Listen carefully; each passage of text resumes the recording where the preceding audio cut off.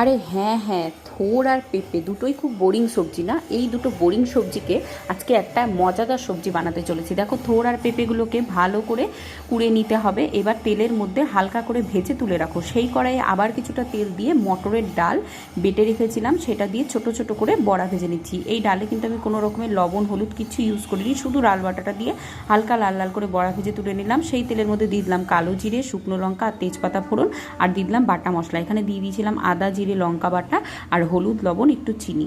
এবার দুটো চেরা কাঁচা লঙ্কাও দিয়ে দিলাম। মশলাটা ভালো করে কষে নিয়ে তারপরে ওই থোড় আর পেঁপেটা ভেজে যে রেখেছিলাম সেইটা দিয়ে দিলাম। আবারও একটু কষে নিয়ে অল্প একটু জল দিয়ে ওপর থেকে বড়াগুলোকে ছড়িয়ে গ্যাস কমিয়ে ঢাকা দিয়ে রাখতে হবে 10 মিনিট মতো।